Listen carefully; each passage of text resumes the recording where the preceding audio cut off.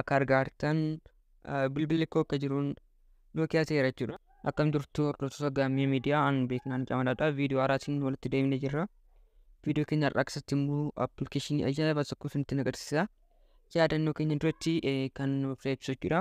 Wantoonni irraa finne tokko isinitti agarsiisaa jechuudha. Kanaaf viidiyoo kana jalqabu keessaniin dura laayik gochuun dagatiina.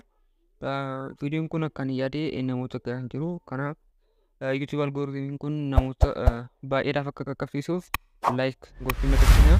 Amma walitti godhamee laayik gochuu keessan laayik gochanii tosee itti fufnaa jechuudha. Kanaaf appiin ani isinitti agarsiisu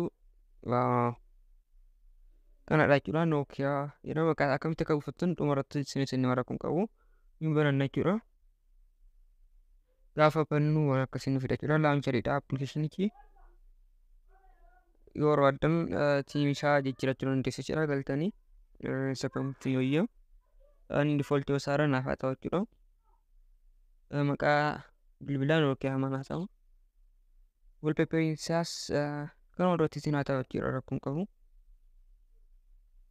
Warra kan isin galtanii kaasuu fi tolatti sirreeffachuu dandeessu jechuudha. Kanaaf amma wanta inni godhu maalidha? Review Nokia Launcher kan jedhu kana tuqna jechuudha. Akka argaartan bilbilli koo akka jiruun Nokia ta'eera jechuudha. Amma wanta inni fayyadamu hundi akka Nokia irratti fayyadamnu sanatti hin fayyadama jechuudha.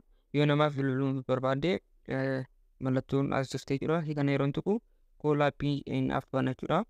Yoo appilikeeshiniiwwan ani qabu ilaaluun barbaade okkee kan jettu kana tuqeen akka lagarsan appilikeeshiniiwwan naaf fida jechuudha.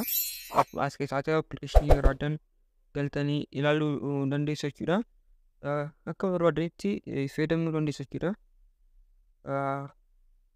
Yoo lakkoofsawwan bilbiluu barbaadan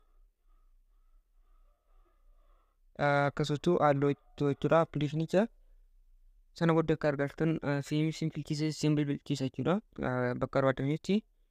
Walumaa galatti Nokia irratti akkamitti akka fayyadamuu beektu taanaan appilikeeshinii kana fayyadamuunis salphaadha jechuudha. Yoo ibsaa barbaadan 0 dhaabachuu dandeessu sana booddee ni fayyadudha. Waan barbaadan akka bilbila Nokia asirratti fayyadamuu dandeessu jechuudha. Yoo laanchariin kun isinitti tole yoo default irra godhachuu barbaadan maal gochuu jechuudha. Hanqifuu mallattoon inni cifu kun as isinitti mul'ata. Tuqxee turte jechuudha. Sana booddee peejii sana isiniif bana jechuudha. Aankoo haayesidha jechuudha. Laanchariin koo default. Isin immoo barbaadan Nokia kanatti select goota jechuudha. Sana booddee Nokiyaan kun default laancharii ta'ee hafa jechuudha. Bilbila keessan irratti garuu waan hin barbaanneef nan jijjiiradha jechuudha. Kanaaf viidiyoo appilikeeshinii kana yoo buufachuu barbaadan Telegram channel keenya irratti nu gaafachuu dandeessu. Yoo barbaadan immoo Play Store irra galtanii Nokia